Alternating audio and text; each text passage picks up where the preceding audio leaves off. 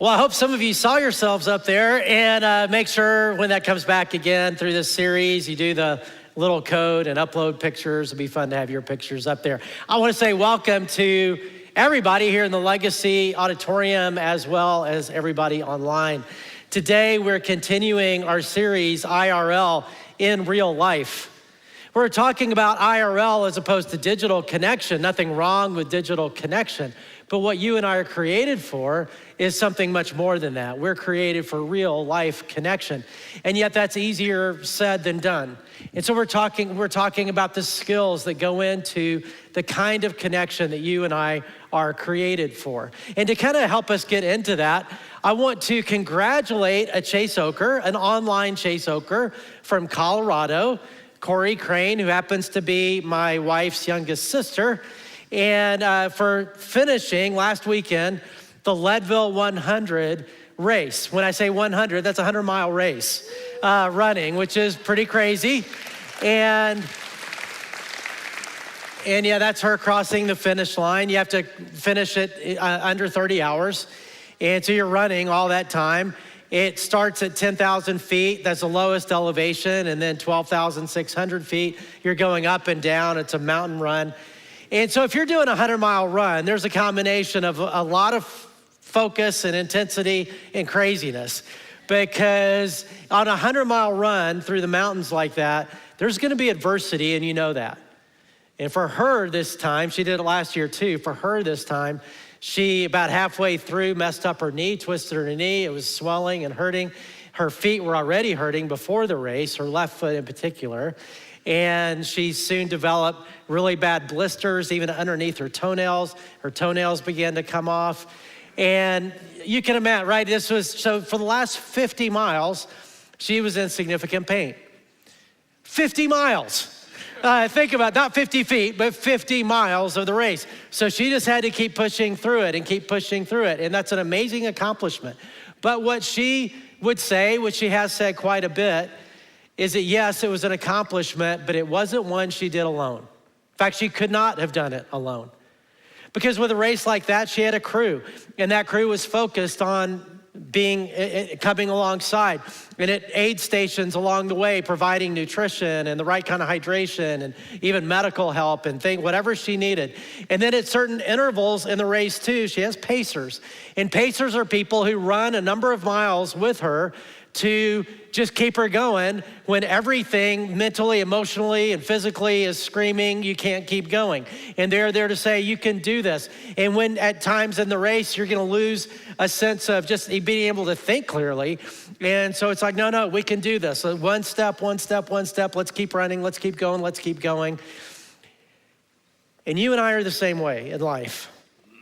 Life is an endurance race. And there's gonna be high moments, and that's great, but there's also gonna be moments of adversity. But either way, the high points in our life are much more significant when they are shared with key connections, with key people, and certainly the adversity in our life becomes much more tolerable and endurable and possible to get through when there are people who are with us and for us on the journey. And you and I are created for those kind of connections.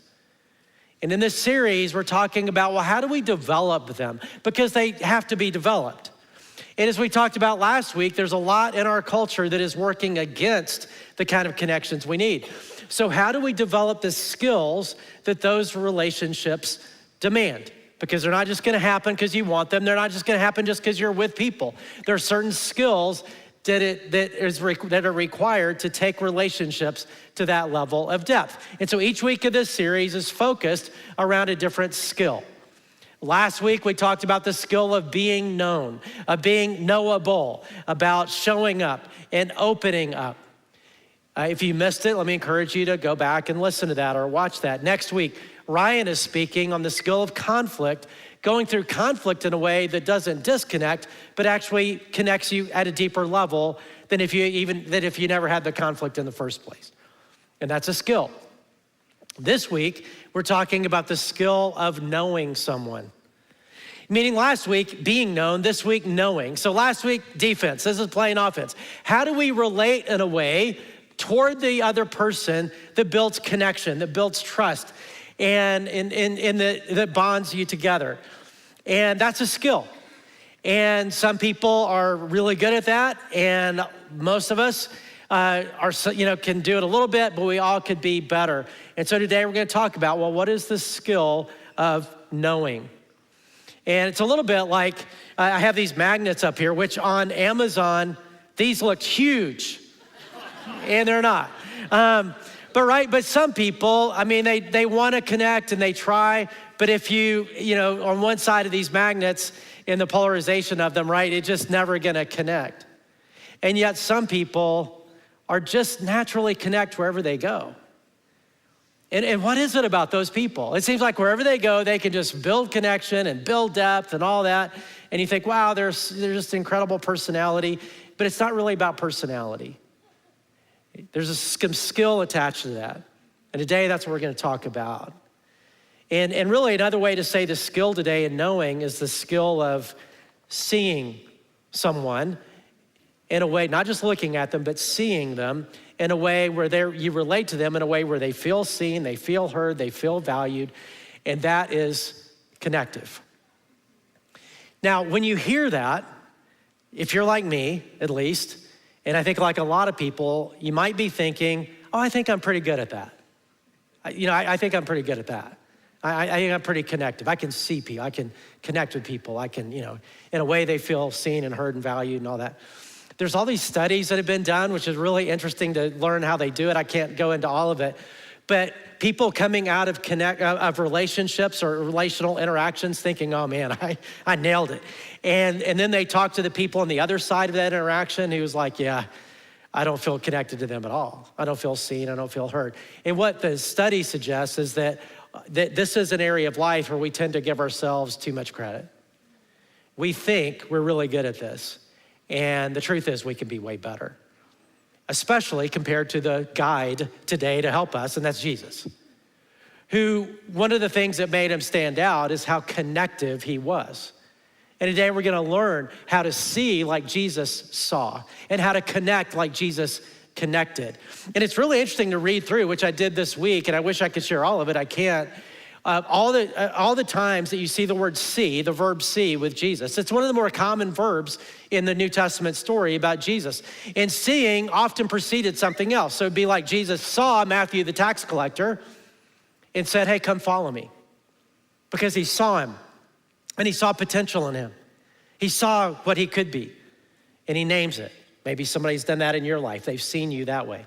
Or at other times, Jesus sees people who are hurting and who are grieving, and he moves into that with compassion, or sees people in their sickness and he brings healing. But he sees and then something happens. And I wish I could go through all the stories, but we're gonna focus on just one today. One story in Luke chapter 7, for those of you who have a Bible and or your Bible app or something like that. In Luke 7:11 is where we're gonna be. And it's a simple but powerful story. So here it starts. Soon afterward, Jesus went to a town called Nain, and his disciples and a large crowd went along with him. Now, how many of you have heard of the town called Nain? Okay, probably not many people. I mean, if you happen to read through Luke and sort of remember it, okay, you got it, but nobody really has heard in our culture about Nain, but 2,000 years ago, it'd be the same way. Nain was an insignificant little village out in the middle of nowhere. It wasn't on the way to anything, scholars think. They think it was actually like Jesus would have had to walk most of the day with this crowd of people and the disciples there and then walk back. And on the way, people have been like, where do we go? Like, nobody goes to Nain unless they get lost. Like, why are we going to Nain? And of course, he has a purpose in going to Nain. So you picture Jesus with the disciples and the crowd. Now, Nain probably was about half the population, about half the size of the crowd that Jesus was going. So he's going into the town.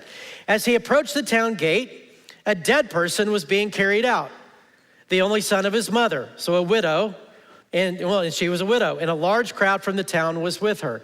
So as the Jesus crowd is going into the town, the gate is relatively small, there's a little convergence of the two crowds. So you've got the village crowd with a funeral procession coming out as the Jesus crowd is coming in. And I'm sure a lot of people in the Jesus crowd who didn't want to be inane anyway are like rolling their eyes thinking, really? You know, this is happening right now, this is happening at the same time. And they would have kind of seen what's going on, but not really keyed into what's going on. But of course, Jesus is different. That's what we're talking about.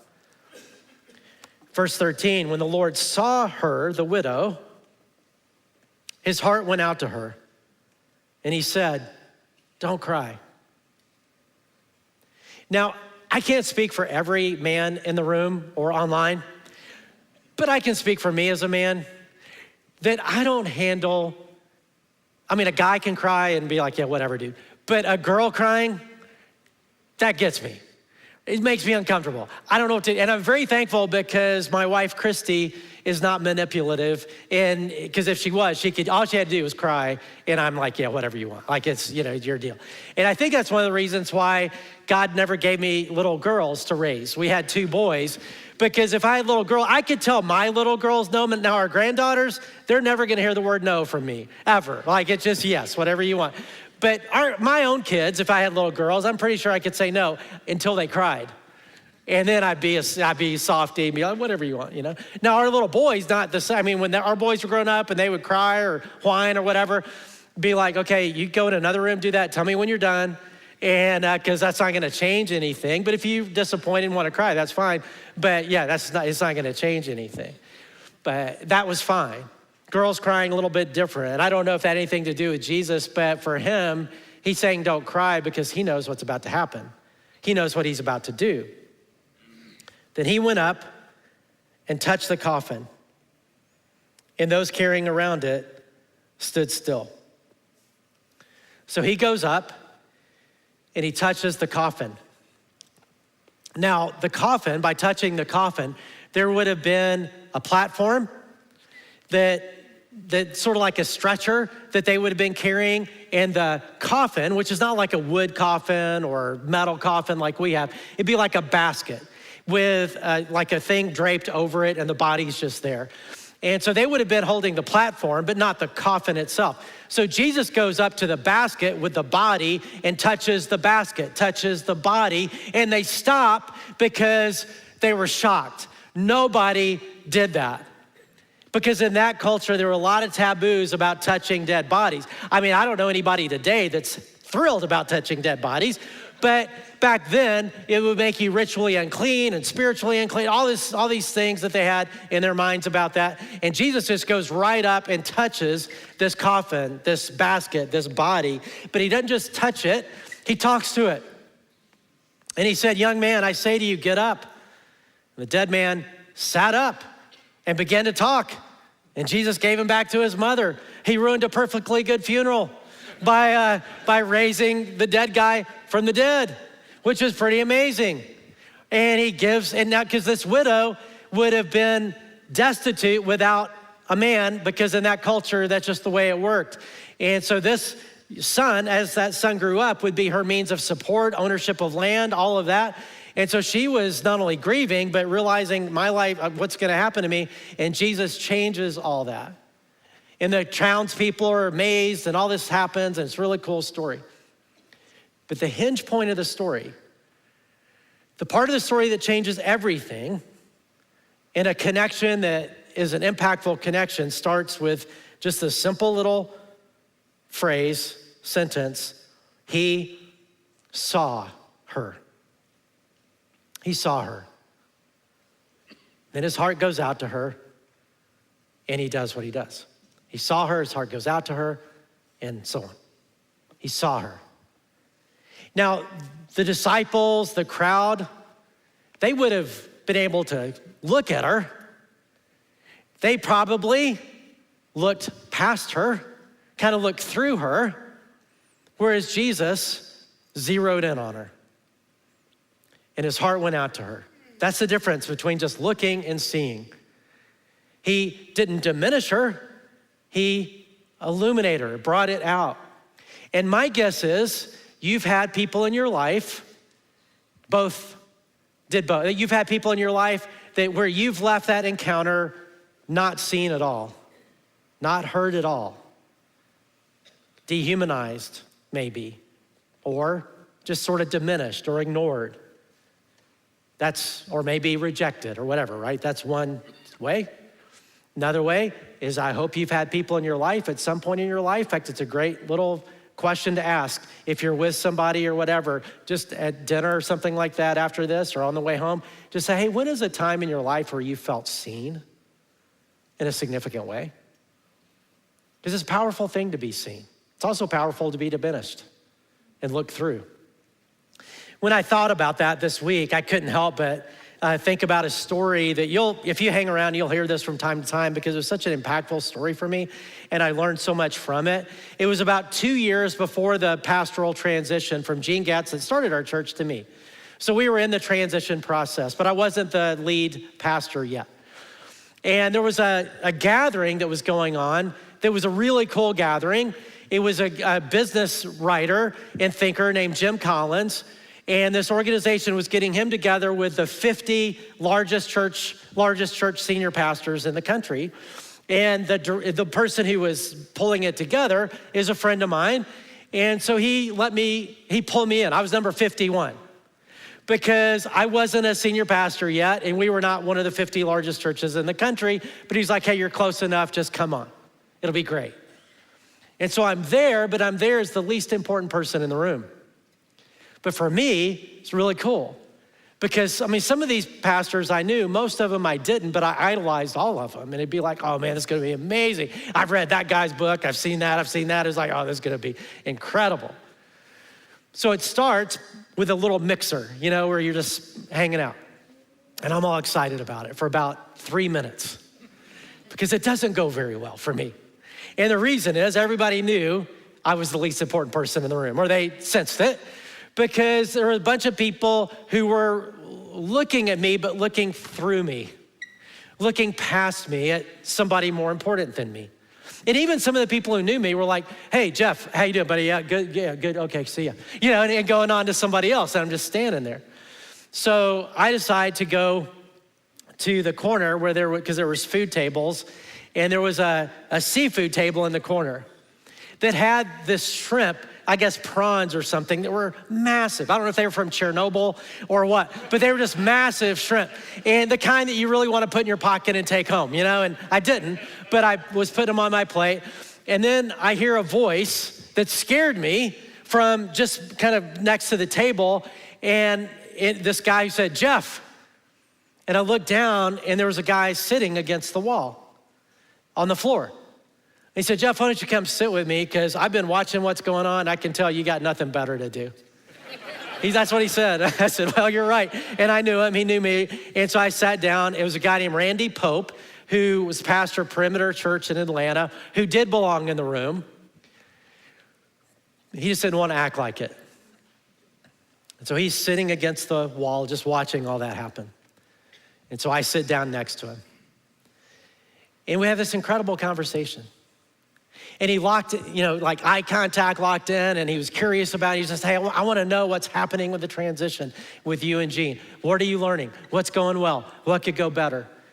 He wanted to know about my family. He wanted to know what other things that we were learning here.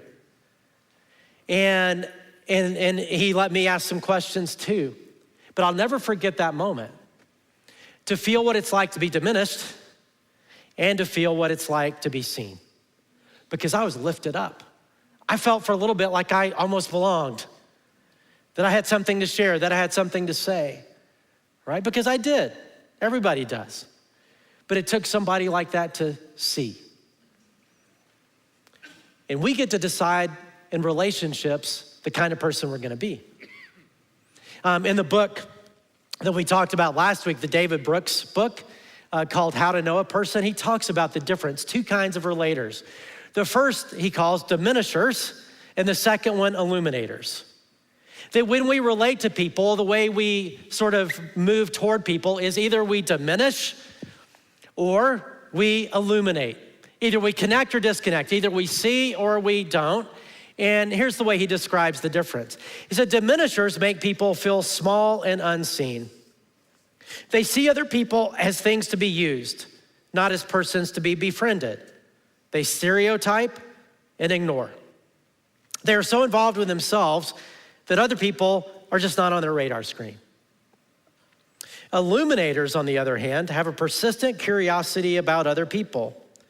They've been trained or have trained themselves in the art or in the craft of understanding others. They know what to look for and how to ask the right questions at the right time. They shine the brightness of their care on people and make them feel bigger, deeper, respected, lit up.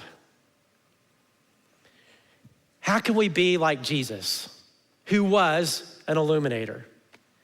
My guess is most of the people in that crowd were diminishers. They just saw her as a stereotype. She was a widow in a nowhere place, sad for her, but not gonna interrupt my life.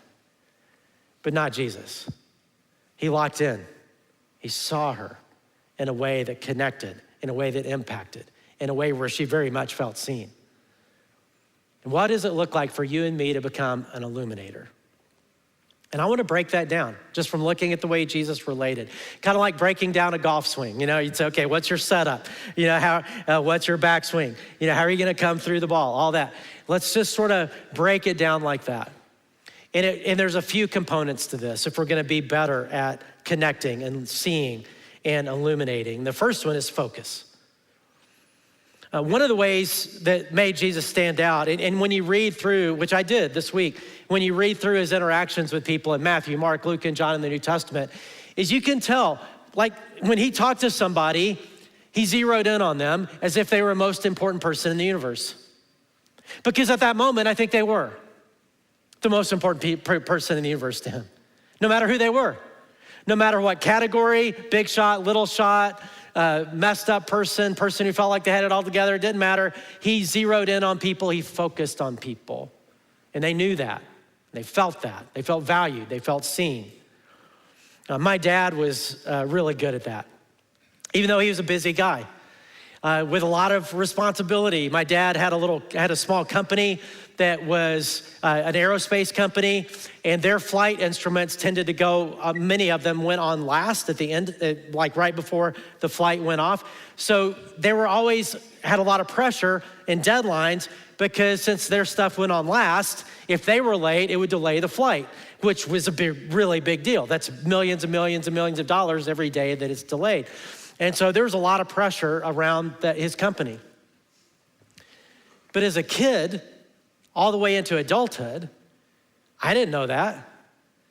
Really, at least I didn't feel that, because whenever I called him, even if they were running late to get stuff to a flight, every time I went by the office, what I would get was, Jeff, I am so glad you came. Or I'm so glad you called. Tell me what's going on.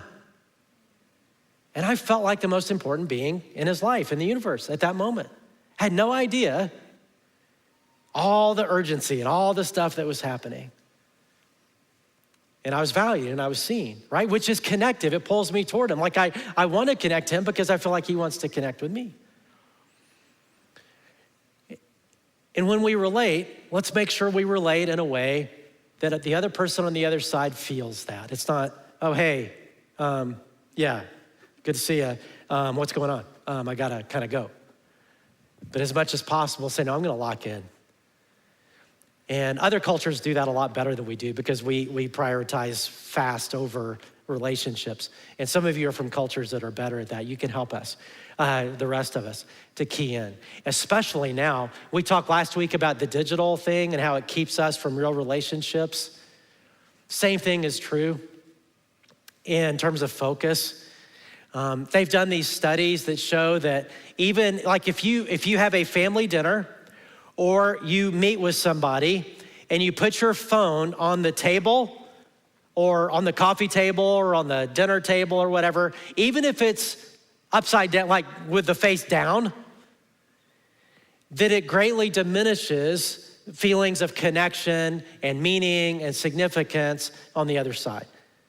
And my mom has been telling me that forever. She's a good connector too. So whenever I'm with her and I've got my phone, she's like, would you please not have your phone out? I'd be like, it's upside down. But it doesn't matter. And she's right. And some of it is just, and there's so much power, and studies have shown this, so much power in just putting the phone away and having a family meal or a date or as a couple or just as friends, whatever, just saying, let's put the phone away. Turn it off or put it somewhere else. It's hard to focus in our culture. But that's the first thing, is focus. The second one is generosity. Second component, there's 4. And by generosity, I mean generosity of spirit that the person can feel. 1 Corinthians 13 tells us this, that love assumes the best in people. And that's the way Jesus related. When you looked at all these different categories of people that Jesus related to, he related to them in a positive way. He assumed the best. He didn't relate to them as a stereotype, as a group. Oh, I know you people. He didn't do that. And that's why he built bridges to all these different groups in that culture, because he had generosity of spirit. He assumed the best in people and that they had something to offer and something to say, even if they were very different from him. And in our culture, we're kind of losing that. And as Jesus people, we've got to relate like Jesus. And that is to do what love demands, and that is to see the best in another person and not see them, not stereotype, not see them as a category. Oh, I got them figured out. But realize, no, they're not a category. They're a person. In fact, if they're different from me, they're even more valuable because I desperately need people who are different and who think different from me. Because I don't have it all figured out, and there's always something to learn from every single group. And as we go through this political season, let's make sure we go through it that way. To say, okay, I'm not just gonna see them as a Democrat, I know what they're thinking, or see them as a Republican, or see them as an independent, or see them as an apathetic, but just see them as people that, and assume the best. And they probably, even if they think differently, have something to say that I can learn from and be helpful. And what unites us as a church isn't all that stuff anyway, it's Jesus above it all. And let's just relate that way as we go through this time. But generosity of spirit. Curiosity is the third one. When you look at Jesus, this is interesting to me because Jesus was God, which meant he knew everything already, but he's the one that asked the most questions than anybody, which is interesting. The one who knows the answers asks the most questions in relationships. And why? Because questions bring people out. The right kind of open-ended questions bring people out. And then you extend that, say, hey, tell me more about that. How did it make you feel? What do you think about? And Jesus related that way. He was a question asker because he was curious, and curiosity draws people out. Questions draw people out. I saw a great picture of this last Sunday. Most of the time on Sunday afternoons after church, Christy and I go to eat with my mom, and go to eat lunch with my mom and a friend of hers that lives at Highland Springs, longtime Chase Oker named Sandra. And we got to lunch. Christy was out of town last week. I invited 2 of our elders, or elder couple, Mark and Diana Hahn, were here. I said, hey, why don't you come eat with us? And both of them are really great illuminators and great relators. And it was fun to see it because, and Mom and Sandra are too, actually. But I was just sort of watching this happen because Mark was talking with Sandra and Diana was talking with my mom. And I could primarily see that. And they were all connecting and curious. But Diana was so locked into my mom. Just eye contact and everything. Just her whole, everything was just turned to her in a way that, hey, you matter. And the questions she was asking, these open-ended questions, you say, hey, I want to know more about that. That's fascinating. How did you make that decision? And so on. And so we're leaving. When we're driving away, I was driving with my mom and Sandra, and we're driving away, and they were both like, wow, that was such an amazing lunch. That was just such a great time. And we feel, and why? Because there were people who were connective. They were seen. They were heard. They were valued. It just took curiosity and the right kind of questions. And then the last one is compassion. The passage we just read, it says, when the Lord saw her, his heart went out to her. He didn't just see with his eyes or even just understanding with his brain. That was true, what it's like to be a widow in a destitute situation who just lost her son. But his heart He saw with his heart. His heart went out to her. And he responds with compassion. Now, compassion is empathy that leads to action. Compassion and empathy aren't the same thing, but there is empathy and compassion. And empathy is just, what is it like to be the other person? What does it feel like to be you? And people who see people who are connected think that way and try to figure that out. And if we're gonna do that, we think, wait, what would it feel like to be this other person? Like, what would it really feel like to be you? And your heart then goes out to that person. And compassion doesn't end there. Compassion then is active. You do what you can. Now, Jesus can raise people from the dead at a funeral and make the most memorable funeral ever. The rest of us can't really do that, at least I can't. But I can do something, and you can too. And it's engaging in a way to say, hey, I don't want to just know what it's like to be you. I want to enter into this with you. Whatever you're going through, I want to be for you and with you in it. And that's connective. And you put all this together, what does it mean to see? What does it mean to connect? What does it mean to relate to somebody in a way where they feel valued and connected and seen? It's focus, generosity, curiosity, compassion. And I hope you know somebody. I hope you have somebody in your life who relates like that. And if you do, you're a very fortunate person because it's rare. Diminishing is not rare at all in our world right now. Illuminating, pretty rare. But for Jesus followers, this is one of the ways that we follow him. To say, I'm gonna learn not to be a diminisher. I'm gonna learn to be an illuminator. To zero in toward people, to see people, to value people, to be curious about people, to be compassionate with people. And so here's what I want us to do this week. I want us to practice being an illuminator. And the way I want to do that is every day, I want you to wake up. That's a good start. And when you wake up, pray, and just pray, God, today, help me see like Jesus sees. Help me see people like Jesus sees people. God, today, help me focus and treat people that I interact with as the most important person on the planet at that moment. Help me focus. God, help me be generous too, of heart. Help me believe the best, especially if they're different in some way. And then help me be curious. God, help me just know how to engage in a way and ask the right questions and extend their answers in a way that I can pull people out. And then God, help me be compassionate too. Not just to walk away and be like, well, stinks to be you.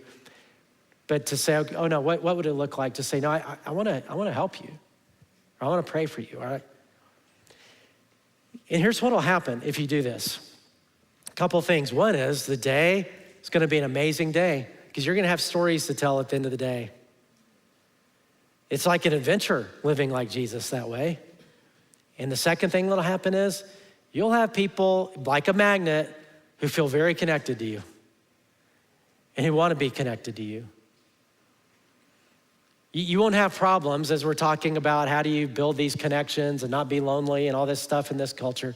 A person who relates like this is not gonna have problems finding those people and connecting to those people because it's so rare. And the other thing that'll happen is you make Jesus really happy because he loves every one of those people that come across our path. Let's pray and ask for his help. Father, I do, first of all, thank you that you see us, you know us, you've called us to yourself. You want to be with us and for us in life. And then you want us to relate that way with other people around us. And God, would you help us to be connective? Would you help us to relate to people in a way where they feel seen and valued and heard and where they feel like they're not alone, but we're in it with them. God, really teach us to do this and just live the adventure of this Jesus way of living and relating. In Jesus' name, amen.